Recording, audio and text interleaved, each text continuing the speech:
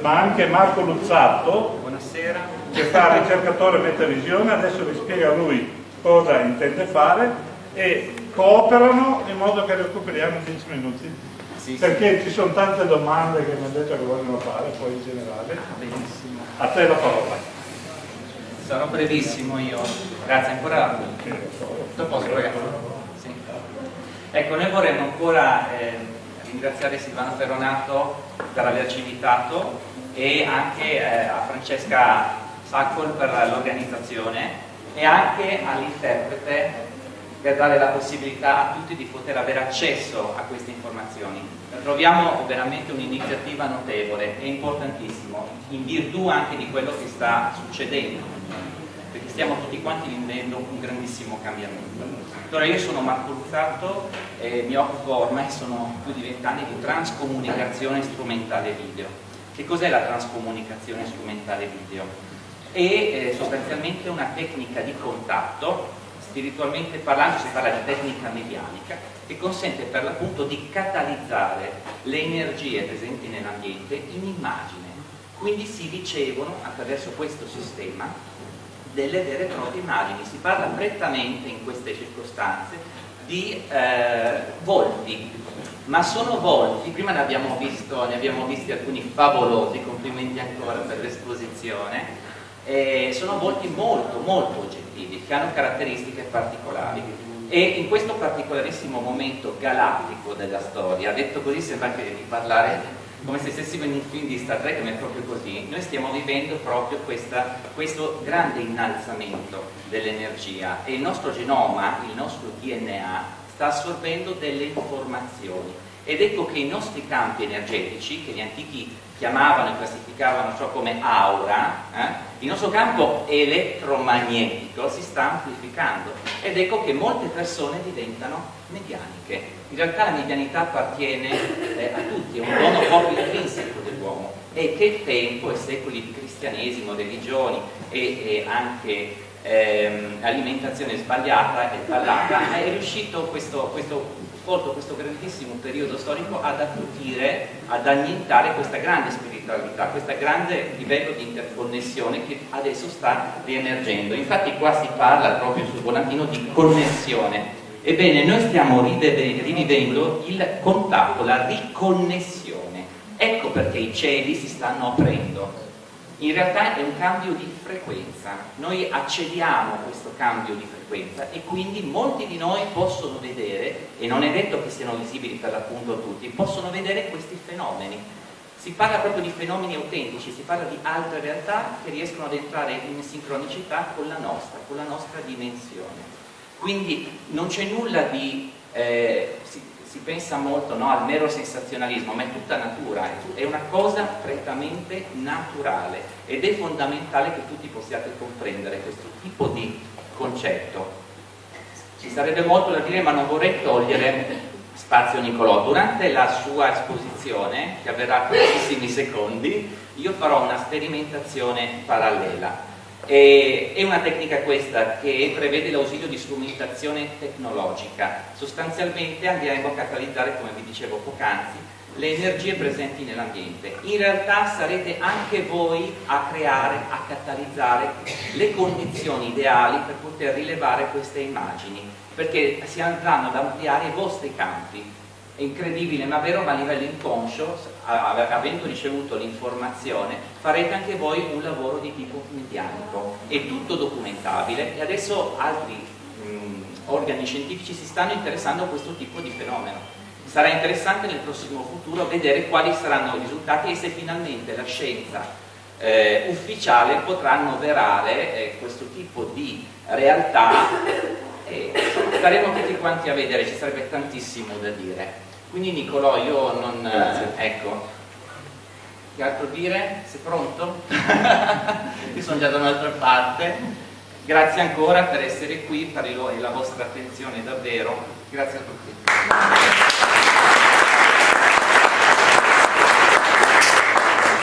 Grazie e benvenuti. Per me è un grandissimo piacere essere qui oggi per due motivi particolari. Il primo è che si è formata una situazione proprio in questa giornata, ci sono diversi amici con cui abbiamo avuto diversi tipi di esperienze e abbiamo questo grandissimo piacere, racconteremo alcuni fatti e Daniel mostrerà le foto di quelle giornate, quindi questo vi ringrazio e poi appunto grazie a tutti per essere qui. Come dico sempre, uno poteva stare a casa e invece siete venuti qui e questa è una cosa molto importante. La forza di volontà è quella che cambierà sicuramente il mondo, perché mettiamo in moto noi stessi. Ora, voglio ringraziare Silvano e Francesca, come sempre, per la professionalità, la bravura, ma soprattutto l'amore con cui organizzano questi tipi di eventi. Grazie. Che dire, ho avuto la fortuna di essere invitato diverse volte, quindi abbiamo già parlato approfonditamente di vari temi profondamente spirituali.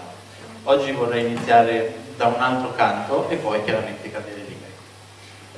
Iniziamo subito con mostrare questi tipi di... una che voi te.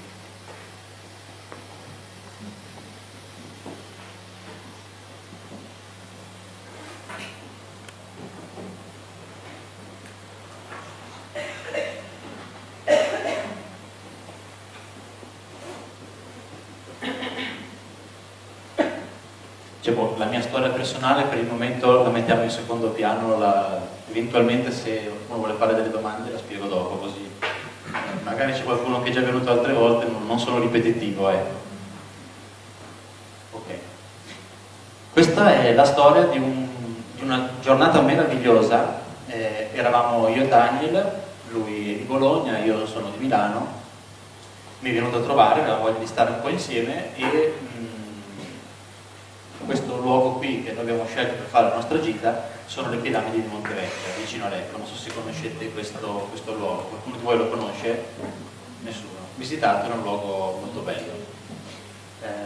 Andiamo in questo posto, chiaramente dal punto di vista energetico è un posto particolare, passiamo qui la nostra giornata e ovviamente due amici che come noi condividono questo tipo di esperienze, cosa abbiamo fatto? Abbiamo parlato solo ed esclusivamente di loro, monotematici.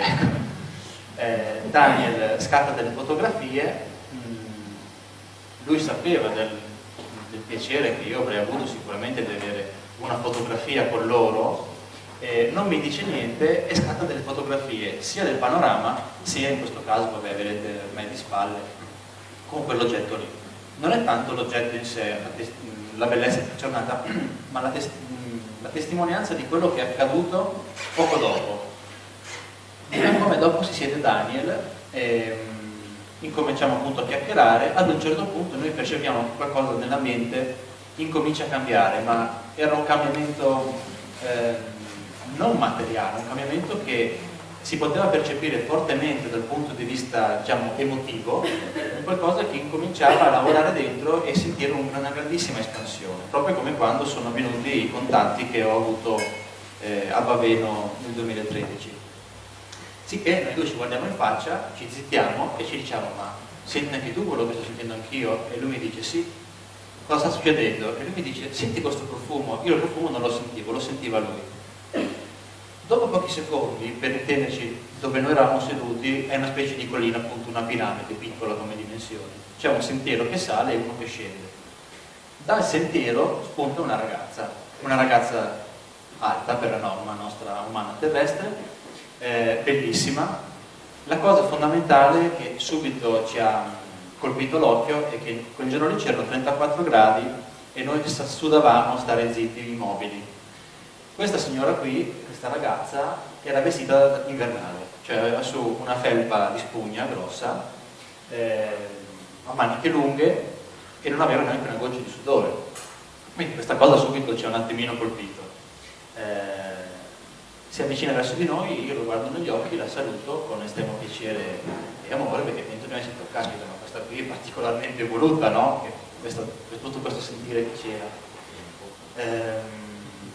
Questa ragazza ci passa di fianco, ci guarda negli occhi inizialmente, ci sorride quasi come un ghigno, come per dire: tra poco capirete chi sono, poi scende dall'altro sentiero. La cosa particolare è che non faceva rumore quando camminava, siamo nell'erba, quindi chiaramente c'è il rumore del calpestio dell'erba. Non so se è perché abbiamo notato che aveva delle calzature particolari, ovvero era una specie di scarpa normalissima, se non che aveva la suola molto larga per, diciamo, le nostre calzature classiche. Scende verso il sentiero, io guardo Daniel e dico, caspita Daniel, che persona meravigliosa, sentivi che c'era una bellezza, una radianza, e lui dice sì, l'ho sentito anch'io, poi questo profumo particolare, e ho detto, caspita, io non credo nel matrimonio, ma una così me la sarei sposata, dall'amore che emanava, no? Gli ho detto anche alla mia compagna, ho detto, guarda, mi spiace, ma il pensiero che ho fatto. Mi rigiro un attimo e lei stava camminando nel sentiero, quindi era ben visibile occhio nudo. Ci siamo rigirati, dopo un attimo rigirandoci non c'era più, era scomparsa. Quindi abbiamo capito che dopo la giornata che abbiamo passato insieme, le fotografie fatte dove loro si sono mostrati, per chissà quale motivo hanno voluto darci un saluto. Non è la prima volta che appunto, insieme viviamo queste esperienze, non è la prima volta che loro hanno voluto avere degli incontri, farmi vivere, perché io dico, sono loro che tirano le fila, non sono io che decido queste cose, dei contatti, diciamo, fisici. Questa è una delle tante. E per questa è stata una giornata molto meravigliosa, perché dopo siamo stati, diciamo, soggetti durante poi la serata, anche parlando in macchina, a diversi bagliori di luce, flash di luce che comparivano tra noi due in macchina. Quindi era qualcosa che noi assolutamente non potevamo controllare e appunto poi confrontandoci con questo nostro amico Gaspare, lui raccontava che anche loro, quando appunto erano in contatto con i V56, quando tra di loro parlavano amorevolmente di loro o comunque di qualcosa di molto profondo, loro salutavano attraverso dei flash, dei bagliori che si manifestavano tra i due interlocutori, no? Quindi abbiamo potuto fare un collegamento in questo senso. E questa chiaramente è una giornata che è rimasta nel cuore. Poi qui abbiamo altri amici con cui abbiamo avuto altre esperienze insieme. Quel giorno in particolare dove faremo vedere queste fotografie adesso di Cloud, giusto? Okay. Conoscete il Friuli Cloud? Ok, no? Sul Cellina, il torrente Cellina? Sì? Ci siete? Sì? Ok. Abbiamo pernottato sul fiume, volevamo fare un weekend di profondità, di contatto con la natura. Sono successe diverse cose molto belle. E eravamo io e la mia compagna, Daniele, e questi due ragazzi qua, posso dirlo se non c'è niente. Possiamo farli vedere un attimo, scusate. No, ci tengo, posso? Venite. Perché, come dicevo prima, sono persone che si sono avvicinate a noi, appassionati da questo tema, ci hanno conosciuto attraverso le conferenze, siamo diventati amici e con loro abbiamo vissuto esperienze, quindi ha un valore enorme questo. Grazie. Grazie. Davide e Claudia, grazie.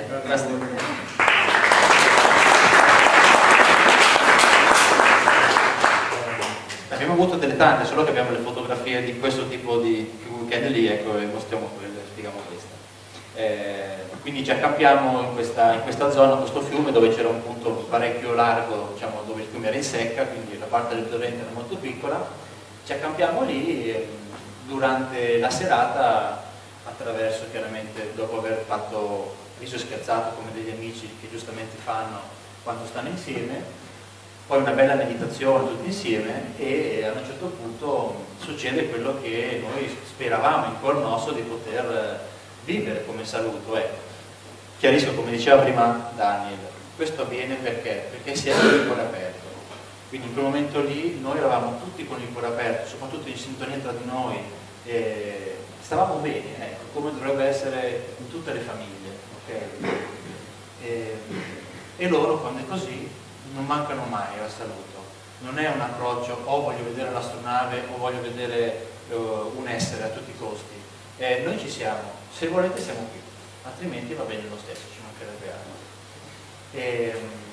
Succede che vabbè, incominciano a fare dei passaggi e a un certo punto compare una nave parecchio grossa, adesso io non so quantificare le misure, forse voi che avete realizzato le fotografie siete più esperti. Secondo me, poi Dani di anche la tua, secondo me non era superiore ai 50-60 metri ed era una sfera, se era una sfera o comunque un oggetto che poteva essere tra i 7 e i 10 metri. Sì, era un oggetto ad alta quota, sì, che emana un certo tipo di luminosità abbastanza, diciamo, elevata, e naturalmente si distingueva dalle altre stelle che c'erano in cielo proprio perché la sua luminosità pulsava e dava come dei segnali come a indicare siamo noi, siamo qui, e quindi è successo che dopo si abbassa di quota e riesce a interagire, a soffermarsi un po' per poi di nuovo proseguire la sua andatura. Quindi sperando in questo approccio siamo riusciti insomma ad avvicinare questo oggetto. Posso dire una cosa? Solo perché non voglio rubare un secondo a Nicolò, perché è bello sentirlo parlare, però se prestate attenzione nelle loro apparizioni c'è molto simbolismo anche. Vi faccio un esempio, soprattutto le prime volte, per aiutarmi a capire, perché ogni volta li vedevo e dicevo sì vabbè ok, ma sono lì per me, magari sono lì per un altro, magari sono io che coincidenza voglio, invece c'è molto simbolismo. Poi se Daniele farei vedere quel filmato, quello dell'acqua. Ah, ok. Comunque c'è molto simbolismo per il fatto che nell'esempio più facile con una sfera, quella volta lì la sfera procedeva verso di me, come per dire sto venendo qui per te. E moltissime volte negli avvistamenti c'è questo simbolismo. Chiaro che sta a noi poi capirlo, però esiste ed è molto, anche perché non è che ci sono tantissimi altri modi oltre a manifestarsi e avvicinarsi a te, altri modi, vabbè dopo si entra sul contattismo proprio quello telepatico, però a livello visivo è molto forte, no? Ci tenevo solo a dirlo perché attraverso questi particolari capiamo anche le dinamiche più intime che non senti sempre dire, e quindi penso che queste informazioni siano molto importanti anche per tra di voi, se c'è qualcuno che ha queste esperienze può aiutarlo a capire di più. La cosa meravigliosa cos'è stata? Quando loro si sono abbassati e appunto hanno rallentato quasi da essere fermi prima poi di ripartire, noi abbiamo detto grazie, e in quel momento questa sfera è aumentata di dimensioni, quindi era proprio un contatto spirituale, e loro al nostro grazie, quindi al campo magnetico, no? Al campo morfogenetico prodotto dal grazie, noi siamo entrati di più nel loro spettro dimensionale e quindi loro hanno potuto interagire in una maniera, prima di ripartire, ingrandendo diciamo le dimensioni di questa sfera di luce. La mattina dopo, durante una piccola cosa meravigliosa, noi non abbiamo fatto niente che possa essere stato un torto alla natura, abbiamo completamente rispettato tutto, dall'A alla Z. Durante la notte diversi di noi si sono svegliati perché sentivano dei rumori che sembrava quasi un vociare, qualcosa di molto gutturale ma molto profondo. Dopo un po' abbiamo capito che era la comunicazione degli alberi, cioè la natura stava comunicando tra di loro, tra se stessa, le piante comunicavano tra di loro e noi in quel momento lì ci siamo sentiti piccolissimi, niente. Eravamo ospiti di un qualcuno che era molto più grande di noi e molto più intelligente, con la consapevolezza che noi effettivamente lì eravamo ospiti, non era casa nostra. E questo è bello perché se voi ci pensate, l'essere umano sta inquinando il pianeta a livelli quasi irrecuperabili, ci siamo quasi. Nessuno di noi pensa che l'acqua che abbiamo in casa in realtà sono delle gocce che fanno parte di tutti questi elementi. La gente apre il rubinetto, prende un po' d'acqua, fa la pasta oppure beve, ma non pensa minimamente, non sente gratitudine per questo fluido che la natura ci dona, no? È scontato, c'è il condotto, mi serve e faccio quello che devo fare. No, caspita, grazie, perché se volesse quel fiume non ci metterebbe molto a fuoriuscire, ok? Quindi il pianeta, adesso poi ci arriviamo con diciamo, questa nostra discussione, ci sta permettendo di fare una serie di cose che chiaramente arriveremo a un limite dove poi lui non lo permetterà più, quindi al di là del discorso dei fratelli dello spazio, dei fratelli delle stelle, comunque c'è un'interazione perché il pianeta Terra è intelligente, ha una coscienza ed è molto più evoluta della nostra, molto più evoluta della nostra. Prima o poi non ci dovremmo neanche stupire se il pianeta stesso prenderebbe poi dei provvedimenti. Okay?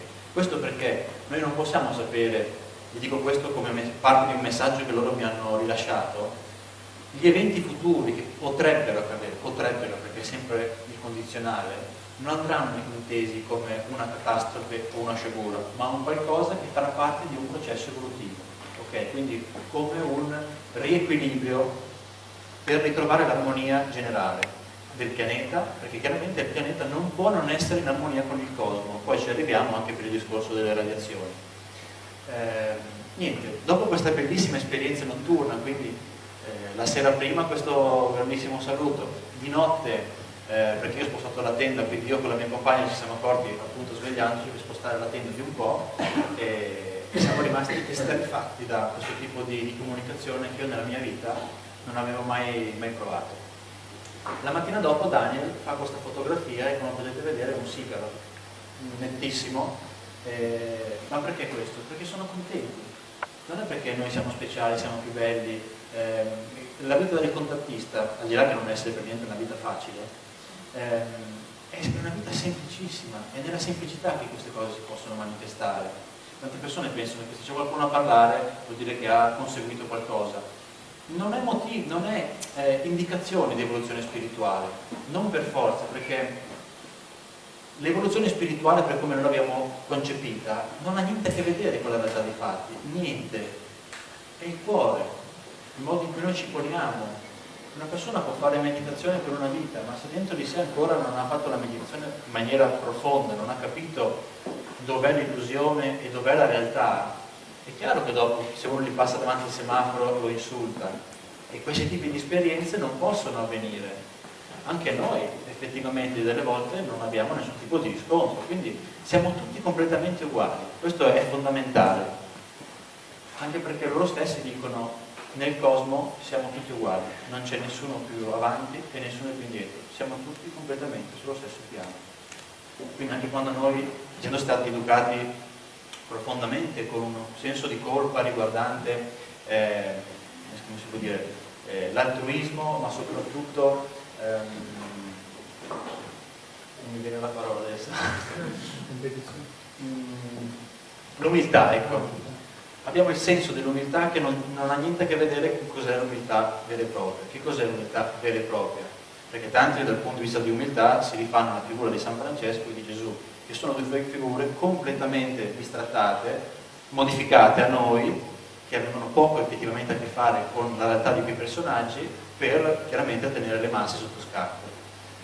L'umiltà è non essere niente di più, ma anche niente di meno di quello che si è, cioè siamo tutti uguali.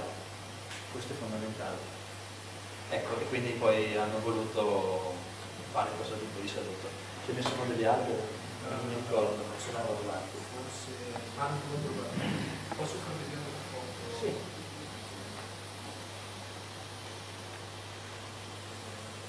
Posso spiegare una parola?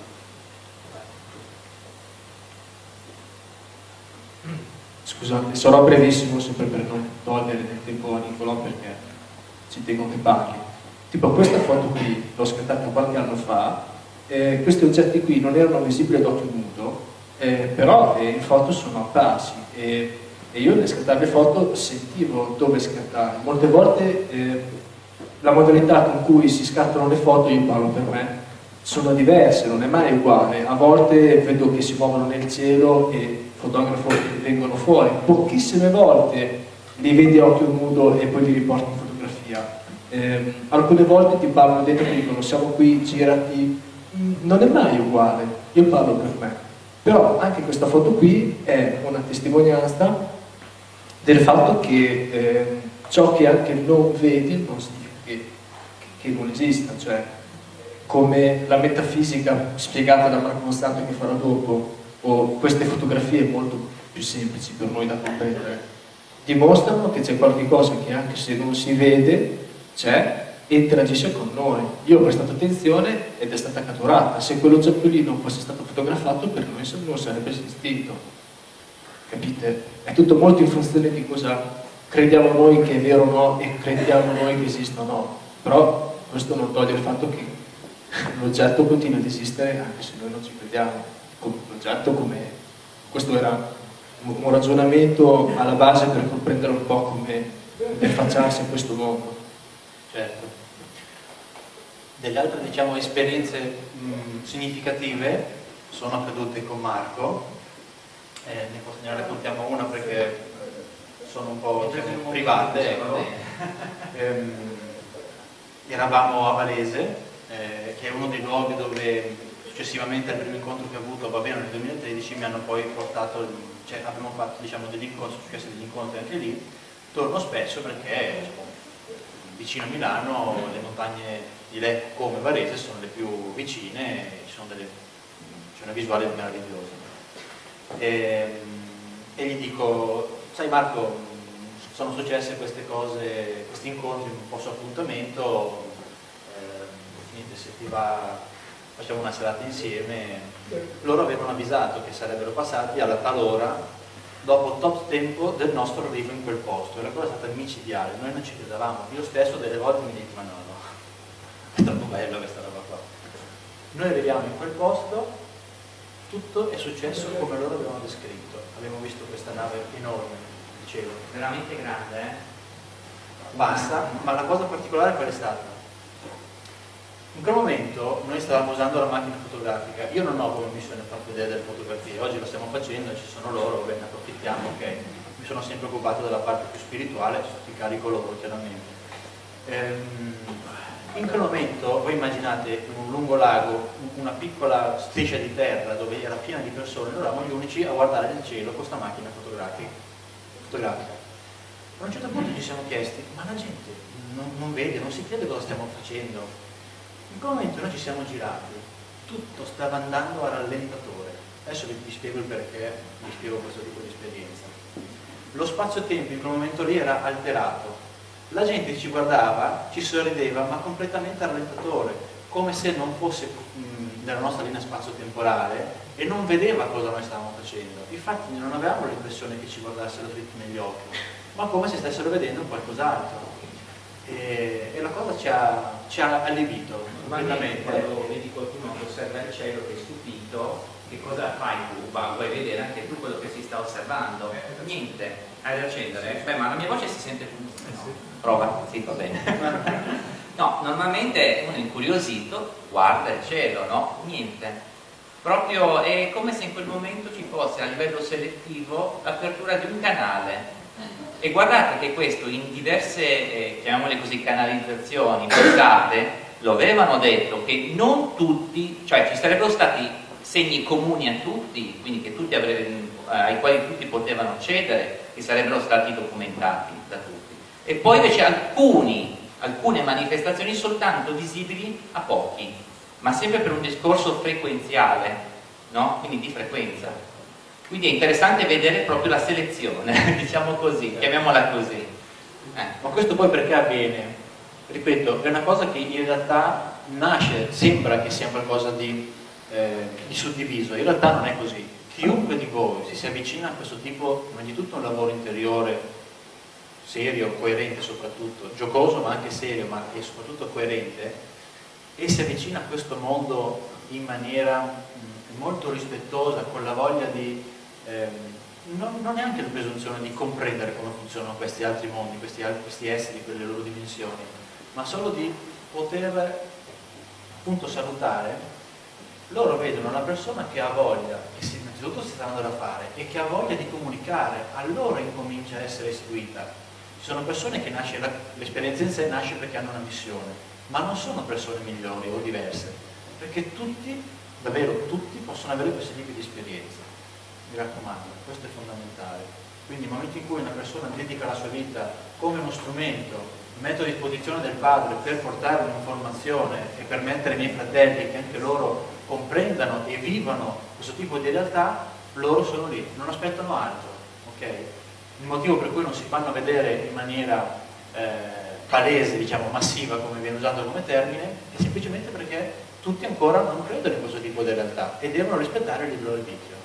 Okay? Quindi quando si raggiungerà il 50% del pianeta, 50,01, ok, loro potranno incominciare poi a manifestarsi in un certo modo.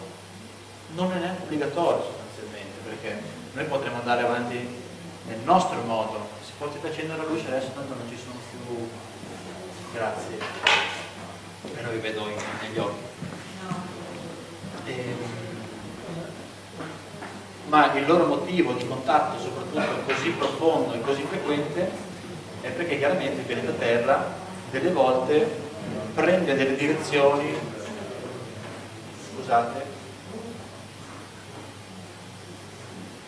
prende delle direzioni che non sono le direzioni dell'amore, non sono le direzioni di fratellanza, ok? Quindi da questo punto di vista loro in qualche modo sono obbligati a stare vicino a noi, osservarci e nell'eventualità poter interagire. Ora, come vi dicevo prima, nella mia storia tutto è nato da dei contatti spontanei, quindi non ho mai ricercato niente e mi sposto perché la cassa è proprio... non ho mai ricercato niente e sono sempre state delle esperienze completamente spontanee. Questo ha permesso in qualche modo a me e a chi chiaramente mi stava vicino di vedere qualcosa che era al di là della comprensione umana e incominciare a studiarla, comprenderla e poi di conseguenza lavorare interiormente inevitabilmente. Molto spesso loro danno delle informazioni o dei messaggi o personali, rarissimi, o comunque pubblici per tutti, perché questo il messaggio deve essere per tutti. In questo messaggio io magari ci ho messo 6 mesi a comprendere cosa dicevano, delle volte anche anni, perché inizialmente uno riceve un messaggio, lo legge e quello è il testo, beh, che bello, è esplicito. Poi dopo 2 mesi rileggi quel messaggio lì ed effettivamente riesci a comprendere ancora qualcosa di più profondo. Dopo 6 mesi ancora di più, dopo un anno mi dico, caspita, hanno descritto talmente tante cose che esplicitamente nel messaggio non c'erano scritte, solo se le vai a leggere con il cuore allora lo comprendi, quasi se il loro modo di comunicare è un modo, come dire, al di là delle righe, è una comunicazione che va compresa con il cuore, con lo spirito, non con la mente.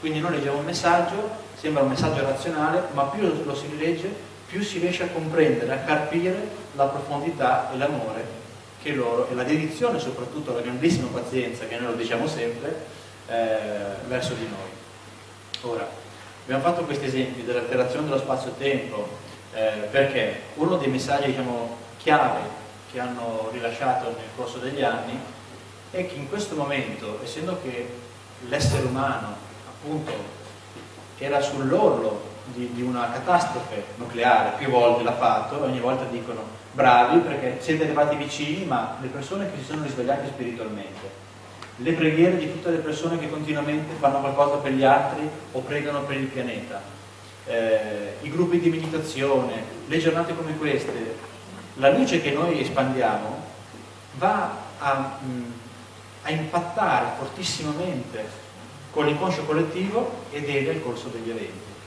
Quindi siamo qui oggi, abbiamo già intrapreso, quindi attenzione che vi dice cose poi non sono così, perché sul web ne potete trovare di qualsiasi informazione. Loro vogliono che si sappia che abbiamo già intrapreso la via giusta, siamo all'inizio, dobbiamo andare avanti così, non ci dobbiamo perdere per strada, chiaramente. Questo è un qualcosa che ci è stato permesso per un piano divino superiore. Cosa intendo? In uno di questi messaggi che vi dicevo, che più lo rileggo, più ci capivo qualcosa, più lo vivevo dentro di me e più aprivo il mio cuore a una comprensione e soprattutto anche la mia mente a una comprensione più profonda, il messaggio in realtà era lì, era esplicito, io probabilmente non l'avevo capito. Loro, ad un certo punto della nostra linea spazio-temporale, quando l'essere umano è andato vicino diverse volte a causa dello sviluppo delle armi nucleari, delle centrali nucleari e tantissime altre attività belliche che tuttora delle volte si fanno come prove nel pianeta, non stupitevi se fanno il giorno prima o 2 giorni prima una prova di esplosione nucleare in mare e 2 giorni dopo c'è un terremoto terribile in Europa o comunque nel Medio Oriente, in Italia e così via. Aprite gli occhi su queste cose qua. Hanno modificato il nostro spazio-tempo, quindi vi è stato concesso di lavorare affinché modificassero la nostra linea spazio-temporale per permettere al pianeta di ravvedersi, prendere la strada giusta e al momento giusto, ovvero loro parlano di questo periodo, ricominciare a riconnettere le 2 linee spazio-temporali. Quindi da quella parallela alternativa in cui noi stiamo vivendo, piano piano ritorniamo in quella unitaria, quella originale. E questo ci ha permesso di non autodistruggerci, ha permesso a migliaia, ora forse siamo, non so che cifra, loro parlano che la massa critica si è quasi formata, quindi stiamo parlando di numeri importanti, di persone che si sono svegliate. Immaginate il lavoro enorme che hanno fatto questi esseri per noi. Ognuno di noi chiaramente non si è accorto di niente, ed era giusto che non si accorgesse di niente, e ancora adesso tanti non si accorgono, ed è giusto che non si accorgano, perché appunto magari non sono pronti a comprendere una tale verità. Siamo in questo ambiente, ne possiamo parlare chiaramente. La gente si alza la mattina, va a lavorare, mangia, beve, fa l'amore, va a dormire, ok? E non si accorge di nulla. In realtà c'è un qualcosa di così enorme al di sopra di noi, che è fatto di schiere, diciamo anche di gerarchie, ma spirituali soprattutto, non come importanza, quindi di esseri che hanno capacità di prendersi responsabilità più grosse, questa è la gerarchia spirituale, che sta lavorando a un piano talmente grande, talmente profondo, che ha potuto permettere al pianeta Terra di andare avanti. Non so se le mie parole rendono l'idea, ma la cosa è enorme. E questo è bellissimo. Quanti di noi, quanti di voi si sono risvegliati all'amore, hanno capito in questi anni, anche solo negli ultimi 5 anni, che la vita è qualcosa di più, che la vita è profondità, è fratellanza? Questo è grazie a loro, grazie al piano divino, quindi grazie al Padre che attraverso di loro lavora per noi, e noi abbiamo una grandissima responsabilità e una grandissima opportunità, l'opportunità spirituale di continuare ad andare avanti senza interruzioni di nessun tipo, perché le interruzioni non sono previste nel piano divino. E questa è una cosa. E dall'altra parte abbiamo una grandissima responsabilità di preservare questo pianeta e continuare ora a salvare il salvabile, perché come vi dicevo prima, loro hanno detto che la via l'abbiamo presa, ma c'è tanto da lavorare, non vuol dire che ora siamo completamente esseri responsabili, perché questo pianeta è pieno di persone infantili, quando in realtà magari in casa hanno dei bambini che sono molto più avanti, molto, come avete visto il video di oggi, molto più aperti e molto più spirituali degli esseri umani adulti. Quindi nel pianeta Terra diciamo che l'età biologica non è uguale alla maturità, ok? L'essere umano pensa: ho un lavoro, ho una casa, ho una famiglia, bene, ho raggiunto la mia responsabilità personale e la maturità come individuo. No, perché se questo fosse stato realizzato in realtà non sarebbero andati così gli eventi, non ci sarebbe stata la bomba di Hiroshima, non ci sarebbero state diverse armi nucleari che grazie a loro sono state, diciamo, disarmate durante la guerra fredda e così via. Quindi quando parliamo di maturità si sta parlando di maturità spirituale, di risveglio interiore, e incominciare a dirigere i passi della propria vita in maniera consapevole, ok? Non so quanto tempo ho. Io vado a libero. Ok. Di solito 10 minuti. Di solito nei incontri tendo sempre a fare sperimentare le persone. Oggi chiaramente abbiamo meno tempo, ci diamo di più al discorso. Loro hanno detto una cosa molto importante, non so, perché io non ho mai avuto la possibilità di confrontarmi con un astrofisico o qualcosa del genere. Diciamo, abbiamo partecipato io e Marco a un programma televisivo svizzero dove hanno messo insieme, però chiaramente dire che esistono esseri multidimensionali eravamo completamente fuori di testa, perché loro dicevano: voi avete preso questa via, mantenetela, mi raccomando, salvaguardate il pianeta, perché in realtà le radiazioni che viaggerebbero nel cosmo, il primissimo danno che farebbero è a Giove, perché in questo momento Giove sta vivendo un periodo di instabilità. Quindi le esplosioni nucleari, che come ben sapete, se basta che una bomba nucleare o un missile venga lanciato ed entra nel territorio del nemico, ne parte un altro in automatico e poi un altro, cioè, qui in pochissimi minuti abbiamo, diciamo, tra virgolette, la cosiddetta apocalisse. L'entità, la capacità esplosiva energetica di queste radiazioni viaggerebbero nel cosmo, e quindi Giove in questo momento sarebbe il primo pianeta che dal punto di vista geofisico abbia dei problemi enormi, e questo è un messaggio che io ho tenuto per me per tanto tempo, perché ci vuole anche una certa responsabilità per dire queste cose, lo condivido, perché i messaggi chiaramente non sono per me. E un'altra cosa importante era comunque dal punto di vista dell'atmosfera di Ganimede, che dicevano che si sta raffreddando, quindi comincia a essere un'atmosfera vivibile, e come ben sapete ci sono tantissimi esseri più evoluti di noi che vivono sottoterra nei pianeti per diversi motivi, okay? Quindi c'è tutto un ecosistema cosmico che va rispettato, e questo è l'eventuale pericolo che correrebbe la Terra dal momento in cui non rispettasse le leggi della natura, le leggi naturali. Io vorrei dare spazio a delle domande, perché continuare a parlare di me, ecco, la mia storia la potete trovare su internet, non mi interessa, dai, per oggi andiamo così. Se volete chiederla è un altro discorso, delle domande avrei molto piacere a rispondere. Abbiamo delle domande da fare, se loro sono...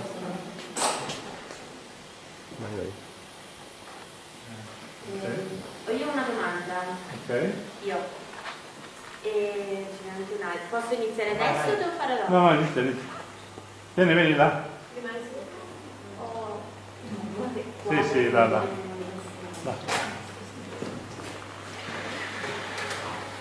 Lei traduce adesso. Sì.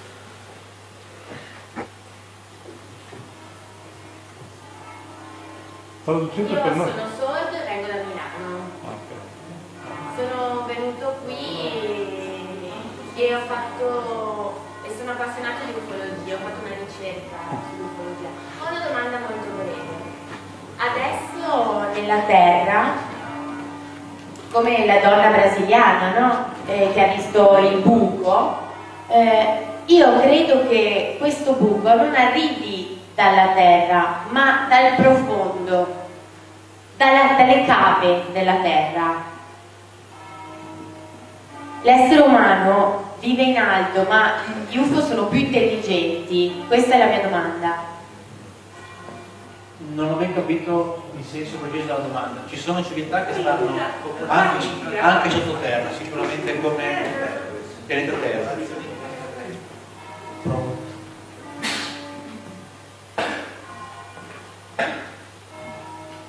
La donna brasiliana appunto ha fatto questa fotografia del buco che c'è su questa terra e quindi sicuramente ci credo.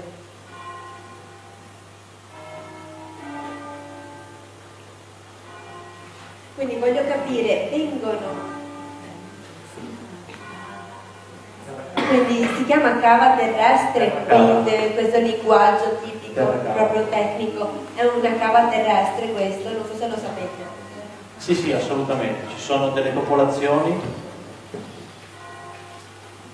che vivono sotto questa nostra terra, che hanno un ruolo molto fondamentale e che hanno avuto un ruolo fondamentale anche nel passato per noi, perché chiaramente hanno, per capirci in pochissime parole perché ci vorrebbe un po' di tempo, loro da sotto continuano a emanare vibrazioni, ovvero pensieri, influenzare le menti delle persone aperte, influenzare per creare progetti di un certo tipo, una grandissima vicinanza e insegnamento spirituale che continuano a inviare a chi sta in superficie, chiaramente. Non solo, spesso e volentieri anche loro, come quelli che vivono in altri pianeti dell'universo, anche loro contattano i terrestri, chiaramente.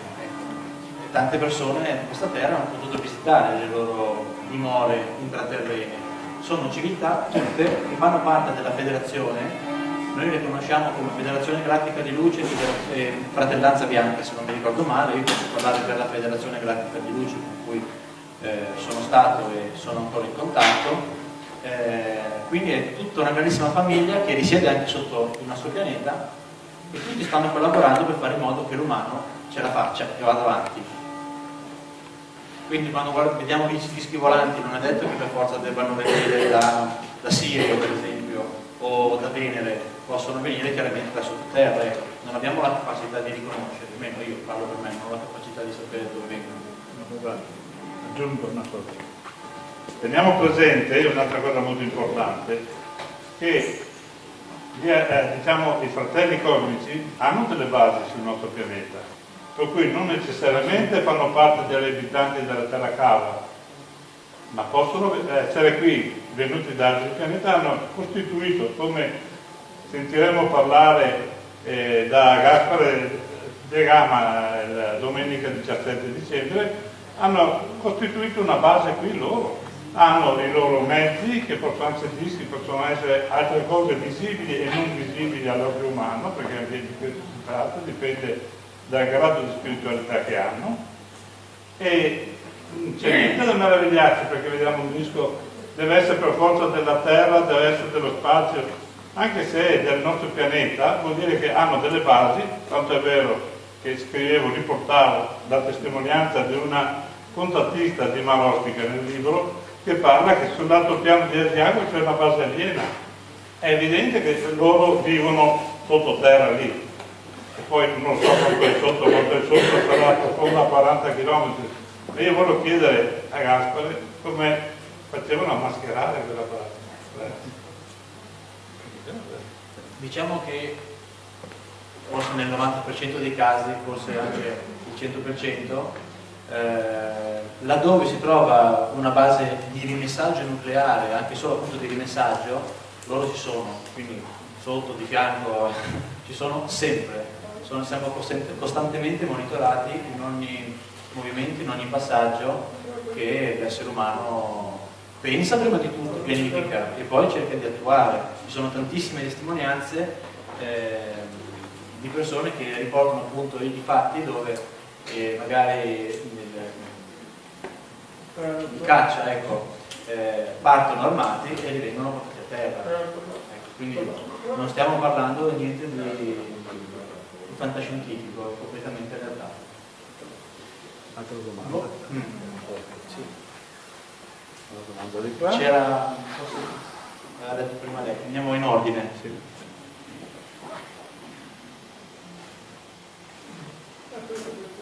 Chi era l'altra persona che voleva fare?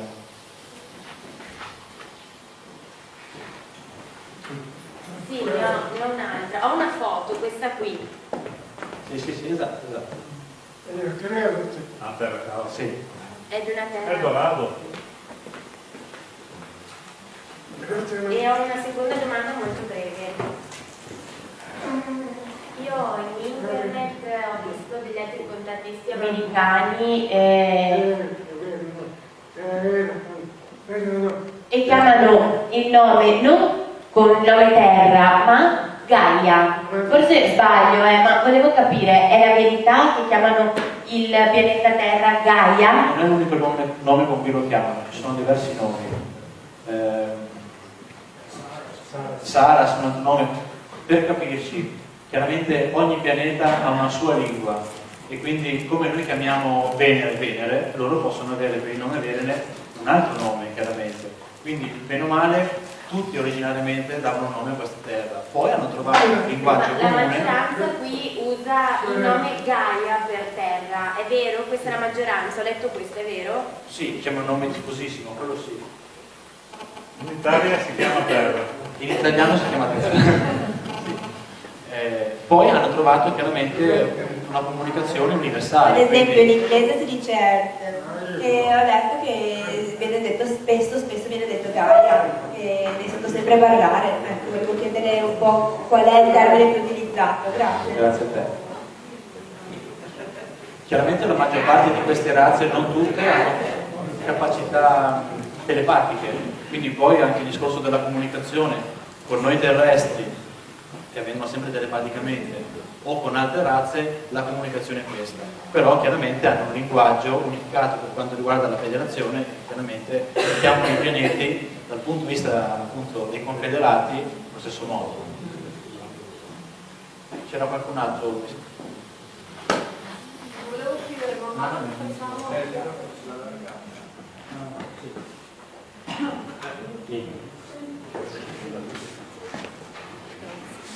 Mi sembra di aver letto su qualche fonte che man mano che facciamo il nostro cammino spirituale, che ci muoviamo, abbiamo anche delle forze di opposizione che lavorano contro di noi. Questo è vero o riflettono delle parti d'ombra che abbiamo dentro di noi? Cosa dicono quelli della fratellanza bianca? Allora, chiaramente esiste la dualità, in un certo piano esistenziale c'è la dualità, è inevitabile, quindi la dualità si esprime in diversi modi. Chiaramente l'essere umano, per capirci se ho capito bene la tua domanda, chiaramente c'è chi si comporta bene, tra virgolette, e chi si comporta male, non è che sia giusto o sbagliato uno o l'altro, è il tipo di coscienza che esprime se stessa, quindi una persona che è poco consapevole chiaramente sarà arrabbiato, vorrà vendicarsi, chi invece si comporta bene, quindi probabilmente incomincia a comprendere che cos'è l'anima, e come funziona in realtà questa vita, chiaramente si comporta in maniera completamente in fratellanza. Questo avviene chiaramente a tutte le parti, appunto fino a un certo piano. Non stiamo qui a parlarne fino a che piano perché sarebbe un discorso lunghissimo. C'è una cosa fondamentale che loro dicono: un po' di tempo fa loro hanno protetto